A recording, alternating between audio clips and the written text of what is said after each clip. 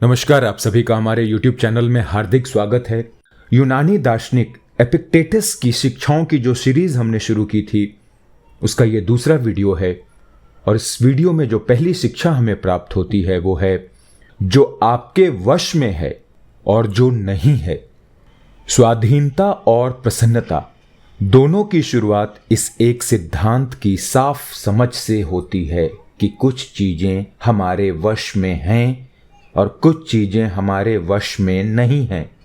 जब आप इस मूलभूत नियम को भली भांति समझकर आत्मसात कर लेंगे और ये जान लेंगे कि जो आपके वश में है और जो आपके वश में नहीं है उनके बीच फर्क कैसे किया जाए, तभी आप आंतरिक शांति प्राप्त कर सकते हैं और बाह्य स्तर पर भी प्रभावशाली हो सकते हैं। ये चीजें हमारे वश में हैं। हमारी अपनी राय, हमारी आकांक्षाएं, अभिलाषाएं और ये तय करना कि कौन सी चीजें हमें आकर्षित नहीं करेंगी। इन सभी चीजों से हमारा सरोकार उचित ही है, क्योंकि इन्हें हम सीधे प्रभावित कर सकते हैं। हमारे आंतरिक जीवन की विषय वस्तु क्या होगी, उसका चरित्र क्या होगा, ये वो क्षेत्र है जहां हम चुनाव कर सकते हैं। दूसरी तरफ हमारे नियंत्रण के बाहर क्या है, इस तरह की चीजें जैसे हमारा शरीर कैसा है, हमारा जन्म धनी परिवार में हुआ है या हम प्रयास से धनी हुए हैं, दूसरे हमारा कितना सम्मान करते हैं, समाज में हमारी हैसियत क्या है आदि। ये याद रखना आवश्यक है कि ये सभी बाह्य मामले हैं, इन पर हमारा कोई वश नहीं है और इसलिए इनसे हमारा कोई सरोकार नहीं होना चाहिए। जिस चीज को हम बदल नहीं सकते उसे बदलने या नियंत्रित करने की कोशिश का अंत पीड़ा में ही होता है। याद रखें, जिन चीजों पर हमारा वश है वे कुदरती तौर पर हमारी इच्छा के अधीन हैं, किसी भी बाधा या बंधन से मुक्त। लेकिन जो चीजें हमारी शक्ति से परे हैं उनका निर्धारण दूसरों की मर्जी से होता है।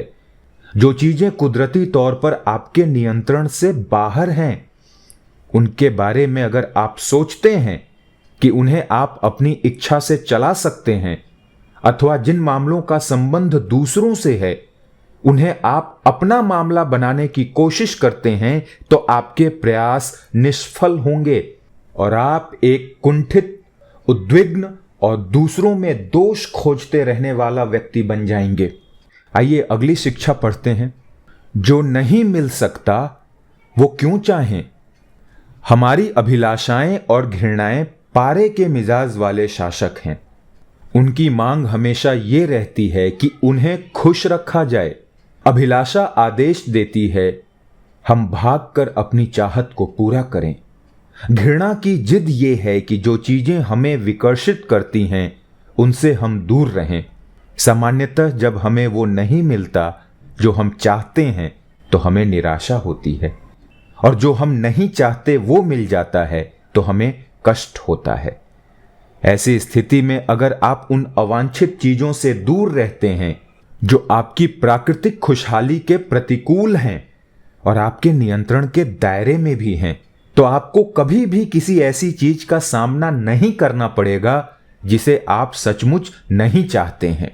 बहरहाल, अगर आप अपरिहार्य चीजों से दूर रहना चाहते हैं, जैसे बीमारी, मृत्यु या दुर्भाग्य जिन पर आपका वास्तविक नियंत्रण नहीं है, तो आप अपने को ही नहीं अपने आसपास के व्यक्तियों को भी तकलीफ में डालेंगे। अभिलाषा और घृणा हैं तो ताकतवर, फिर भी आदतें ही हैं और हम बेहतर आदतें हासिल करने के लिए अपने को प्रशिक्षित कर सकते हैं। उन सभी चीजों से जिन पर आपका नियंत्रण नहीं है विकर्षित होने की आदत पर अंकुश लगाएं और उन चीजों से मुठभेड़ करने पर अपने को केंद्रित करें जो आपके लिए अच्छी नहीं है पर आपके वश में हैं। अपनी इच्छाओं पर लगाम लगाने की पूरी कोशिश करें, क्योंकि यदि आप ऐसी चीज चाहते हैं जो आपके नियंत्रण में नहीं है तो आपका निराश होना निश्चित है। साथ ही इसके कारण आप उन चीजों की उपेक्षा कर रहे होंगे जो आपके नियंत्रण में हैं और अभिलाषा के योग्य भी हैं। निसंदेह ऐसे वक्त भी आते हैं जब व्यावसायिक कारणों से आपको कुछ पाने के लिए उद्यम करना पड़ता है या कुछ छोड़ना पड़ता है। ऐसे मौके पर आपको शालीनता, परिष्कार और लचीलेपन का परिचय देना चाहिए। हमें जो अगला उपदेश मिलता है वो है, जो दिखता है वो दरअसल है क्या। अभी से अप्रिय लगने वाली हर एक चीज से यह कहने का अभ्यास शुरू कर दें, तुम महज एक आभास हो और वो नहीं हो जो प्रतीत होती हो। इसके बाद इस आधार पर मामले पर गहराई से विचार करें। इस आभास का संबंध क्या उन चीजों से है जो मेरे वश में हैं या उन चीजों से है जिन पर मेरा कोई नियंत्रण नहीं है। अगर उसका संबंध किसी ऐसी चीज से है जो आपके नियंत्रण के दायरे से बाहर है तो उसके बारे में चिंतित न होने के लिए अपने को प्रशिक्षित करें। अगली शिक्षा जो हमें मिलती है उसका नाम है, आपके सरोकार ही आपकी सीमा हैं।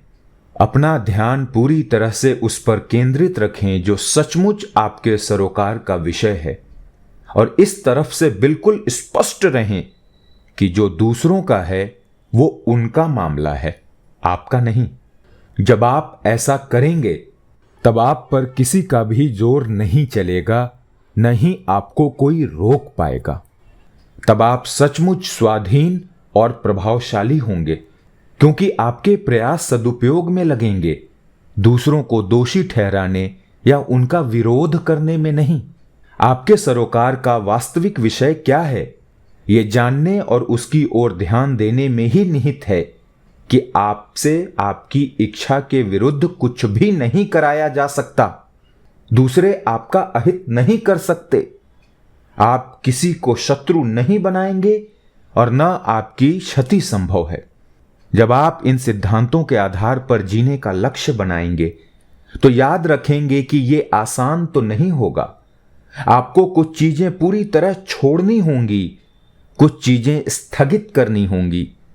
यदि आप चाहते हैं कि प्रसन्नता और स्वाधीनता के स्वामी बने तो हो सकता है कि आपको धन और ताकत को भी भूल जाना पड़े, लेकिन इनके बदले में आपको जो मिलेगा वो अन्य सभी चीजों से ज्यादा मूल्यवान होगा। अगली शिक्षा पढ़ते हैं, नाम है इसका, प्रकृति से सामंजस्य। अपने नियम बनाने की कोशिश मत करें। सभी मामलों में, चाहे वे बड़े और सार्वजनिक मामले हों अथवा छोटे और घरेलू, प्रकृति के नियमों के अनुसार अपने को चलाएं। अपनी अभिलाषाओं का सामंजस्य प्रकृति के साथ स्थापित करना आपका सर्वोच्च आदर्श होना चाहिए। इस आदर्श पर आचरण की शुरुआत आपको कहां से करनी चाहिए? अपनी रोजमर्रा की जिंदगी से, जहां सारे काम और कर्तव्य व्यक्तिगत होते हैं। जब आप अपना काम कर रहे होते हैं, मसलन स्नान करना, तो अपनी उच्चतम योग्यता के साथ और प्रकृति से सामंजस्य बनाए रखकर स्नान करें। जब आप भोजन कर रहे होते हैं तो अपनी उच्चतम योग्यता के साथ और प्रकृति से सामंजस्य बनाए रखकर भोजन करें। दूसरी सभी चीजों पर यही नियम लागू होता है। आप क्या कर रहे हैं यह उतना महत्वपूर्ण नहीं है जितना यह है कि आप कैसे कर रहे हैं। जब हम इस सिद्धांत को उचित ढंग से समझ लेते हैं और इसके अनुसार जीते हैं तब भी कठिनाइयां पैदा होंगी क्योंकि वे सृष्टि के विधान का अंग हैं। फिर भी हमारे लिए अपनी आंतरिक शांति को बनाए रखना संभव होगा। धन्यवाद।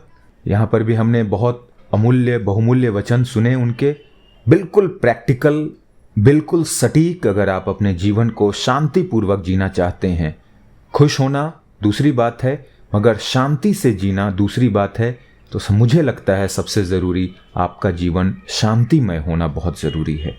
धन्यवाद। मुलाकात होगी अगले वीडियो में। जय हिंद।